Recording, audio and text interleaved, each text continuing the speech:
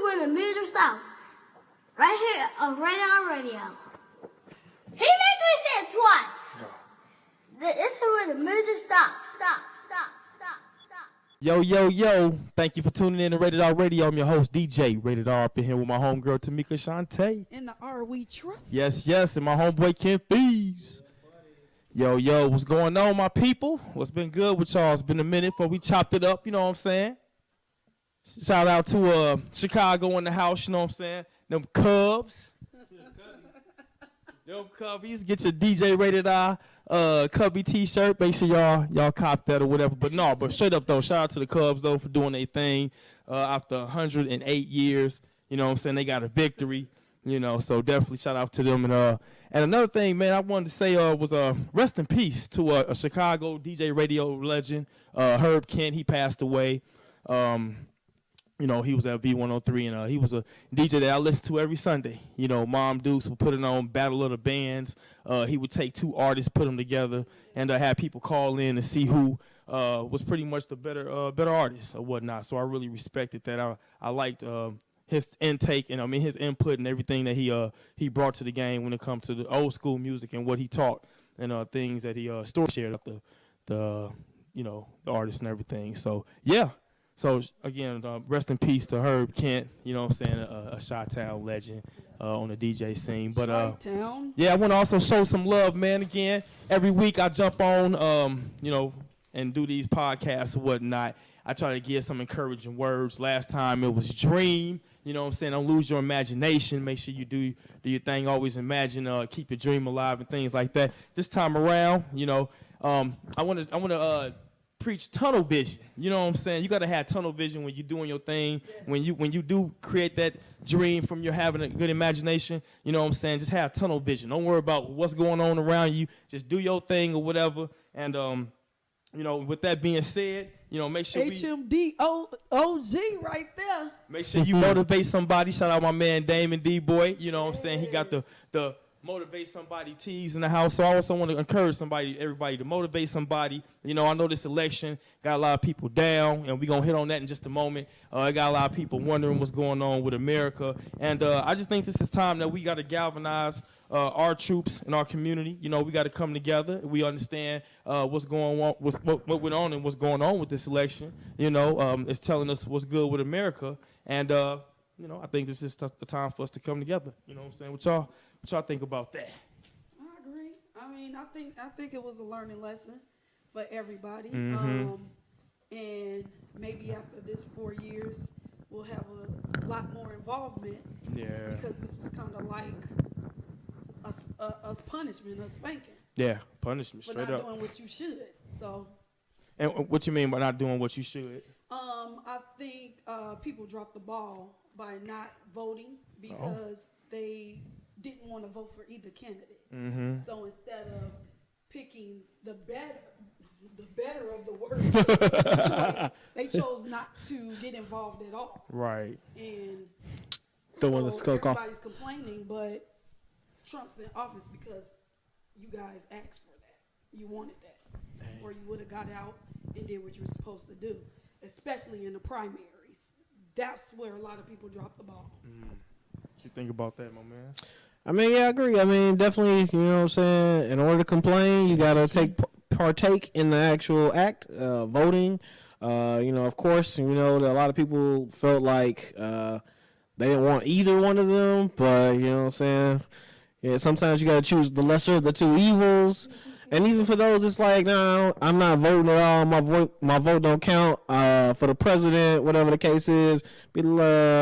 That's not the only thing on the ballot. You know what I'm saying? So you can't pass up on 16 other, or however many it was, 16 other choices or votes that you had because you didn't want to vote for the president. You know what I'm saying? Yeah. There was a couple things in there that had nothing to do with a person. It was more like, even though I think it was like question number 2 or 1 about the transportation and taxes going up in order to support the transportation upgrades and changes and things like that. Yeah, you know what I'm saying? You might want the transportation to go in, but then you may have saw it and said, hold up, 25% going to go up on these taxes? I don't know if I'm with that. You know what I'm saying? You forfeited your opportunity to, take part in that particular vote. So if your taxes go up, you're like, oh, what happened? You know what I'm saying? Because you didn't bring your ass out there and vote and say, nah, I didn't want that to occur. Or, yeah, you do. You know what I'm saying? Or, I mean, all the other candidates, other than the presidential race, you know what I'm saying, they were a part of that ballot as well. I mean, you didn't get involved in that aspect to say, all right, I want the Democrats or I want, Republicans or whoever to hold the House, things of that nature. I mean, you might have got Trump in there regardless, you know what I'm saying? Who knows? But, if you'd have had Democrats in the other positions, you know what I'm saying, you could have been a little bit of a balance, but, I mean, the Republicans got everything, so you got to sit back and watch what happened. Yeah, man, we got to sit back and watch what happened, man. They said it was about 15 to 20 million Democrats that normally voted in the past that did not take part this time. And, I think the thing here is I understand the people who did not vote. I think what it was more so, they was tired of seeing this pony show where these candidates, these Democratic candidates come out and they grab Beyonce or they grab LeBron James or whoever hot in the black community time around some entertainment stuff, and they grabbed them to try to get our votes. And we not falling for that this time. You know what I'm saying? I think Hillary failed at connecting with the people. You know what I'm saying? She failed at really just connecting with her audience. And, I just really wish that she would have really connected with women more and galvanized with the woman, circuit and just have them come on out and support her with voting in the first, first woman in office. She didn't even bother with the Midwest. And did you see how Trump dominated the Midwest? Oh, yeah, man. She probably felt like she had it in the bag. I mean, between the things that were coming out about Trump, she probably felt like, there's no way that people are going to vote for this. Yeah. You know what I'm saying? I should be good money right there. You know what I'm saying? I ain't even going to run through there. I'm good. You know what I'm saying? That's where she was too confident. I'm not saying, I'm definitely not saying that was the way to be, but, you know what I'm saying? That's probably what she was thinking, like, oh, yeah, we good right there. Or these, polls came out and said, oh, we good over there. I'm going to go over here and take care of X, Y, and Z and grab these votes. But in actuality, you ain't good money right there, so... Nope. Yeah, And I think, like I said, not saying I agree with the people who didn't vote. I understand, and I think this is this might teach the Democratic Party a little bit more for next time. Hey, in 2020, we need to come together as a people. The people who didn't vote, the people who set out this time around, Colin Kaepernick, and everybody who's really promoting that not vote thing. We need to come together and come up with a plan and get a candidate in office for 2020 that we can really push behind and believe and really come on out and vote. I think that's where we go from here versus, steady arguing about why we didn't vote and doing this and doing that. That's what we do next. We come together with a plan and put somebody in office to do it. But what I want to hit on now, though, is how Trump did win. Some of my, a lot of people. I was watching interviews yesterday, and they was asking a lot of white America, why did they vote for Trump and things like that. And a lot of reasons they voted for him. It was really more so backlash. It was backlash towards Barack Obama and the whole Democratic Party. It was like they had no real reason as to why I'm voting for Donald Trump. It wasn't he wants to do this. The only thing he want to do is unravel all of Barack Obama's plans. That's all. That's almost like all he wanted to do. Through the whole campaign, he spewed, hatred. His rallies was like Klan rallies. It was like Klan rallies or whatever. And it scared some of America. Like, whoa, this is who going for this man. And so when he got voted in, the next day I'm looking at people like, did you vote him in? Was that you that voted him in? I was walking around like, I wish I had a scanner to scan folks. So, it was just weird. It was weird being out. You know what was crazy, though? Is I felt like when I went to the polls, I'm like, man, there's a lot of people up in here. You know what I'm saying? I'm like, people must have really came out and voted this time. They coming out. Or people don't really be voting those other times. You know what I'm saying? I couldn't really tell. And then I realized, like, oh, okay. It was some people that probably wasn't really voting, you know what I'm saying, that was coming out. But they weren't coming out for Hillary, evidently. No, evidently, boy. Evidently, they all was coming out for your boy Trump. You know what I'm saying? Man. And 33% of women, man. Women. I'm sorry. Yeah, I believe. Yeah. Or Now I don't want to get my percentages messed up, but it was a large amount of women that came out and voted for him. And I'm wondering where, like, you know, we have this feminist movement in America. You know, these feminists that came out against Bill Cosby and everybody else who's been accused of doing something. You know, they going against my man Nate Turner. You know what I'm saying? They going at him with that movie and all. But where were they in this incident? You know what I'm saying, with these allegations that was up against Trump? You know, you didn't see them nowhere. And some of them probably voted for him, you know, but here we are. We got this man, Donald Trump. Church crazy. As the president, man. So, you know, it is what it is.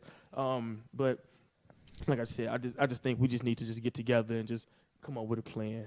And stop 2020, man. acting like y'all gonna jump off a bridge. Yeah. Because he is president. Let's name some things that need to stop happening, yo. We need to stop acting like God was not here during the Barack Obama or the Bush years or the Reagan years. You know, everybody like, don't worry about it, God still got us. I'm like, man, he been here. You know what I'm saying? I'm not really using him. I'm just tired of hearing the whole God thing being thrown in. You know, my God's got us. He had us through Obama. You know, all the stuff that we went on through his election or whatnot. He had us through that. He had us through Katrina with Bush. You know what I'm saying? So he's always been on our side, y'all. So no need to worry. No need to worry, man, when it come to that. But for the most part, but this has been a real interesting election. You know, seeing who voted for what, and you know, tells us a lot about our nation. I don't know what it was about this year. It was like, or maybe I was just paying more closer attention after the election. It's like it seemed like they were giving more breakdowns of like, you know, whether it was women or men, you know, what particular age groups were voting for who, things of that nature. I even got a letter to the crib that was like, yeah, you voted this many times in the last elections versus your neighborhood. I was like, what? And then they hit you with the disclaimer like, we don't know what you voted for, but it's legal for us to know that you voted or not. I like text messages. Y'all got something in the mail showing that too, man. Like, y'all watching my votes. But yeah. Hey, it is what it is, man. You know what I'm saying? Again, let's, like I said, put somebody in office for 2020. I agree with you. It is what it is. And, I mean, who knows? I mean, it might not have been the person, you know, we wanted or you wanted, you know, to be in office. But, you know, who knows what's going to take place. Because just like before he got in office, you always said, oh, the president don't really run nothing.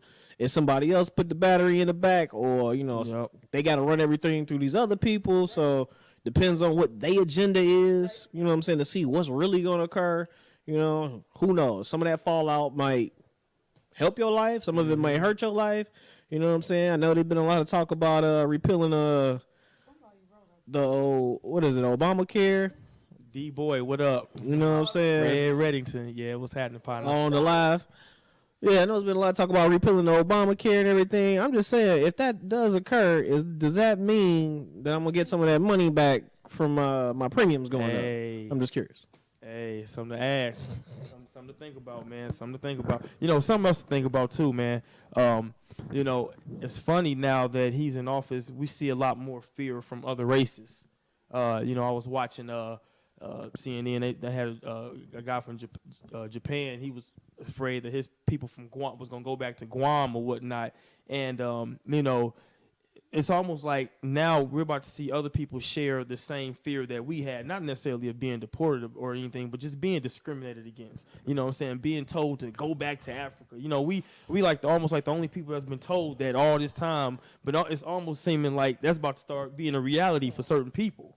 You know, and not saying that's cool or nothing like that, but it's just I don't know, it's scary. I mean, I'm just glad and appreciative. I ain't in that position, and I mean, I definitely agree. Like, you know, it's definitely like, you know, other, you know, ethnicities have been like, you know, taken aback, and it's like, you know, tugging at the heartstrings of them for their family members and things like that. But I mean, it's a little bit different from, you know, from the backlash that we've seen. Like, we clearly know that people ain't rocking with us most of the time. It's not like you know what I'm saying? Now, for other ethnicities, you know what I'm saying, Trump got in office, it's like, so nope, y'all ain't rocking with us either. You know what I'm saying? For those who, you know, may not, who thought they was safe. you know, whatever it is, you know, documented or whatever the case is as far as to be a citizen, you know what I'm saying? So it's a little different there, you know what I'm saying? I mean, I wouldn't wish it upon them, you know. Not at all. Wouldn't wish it upon us, but, you know. Not at all.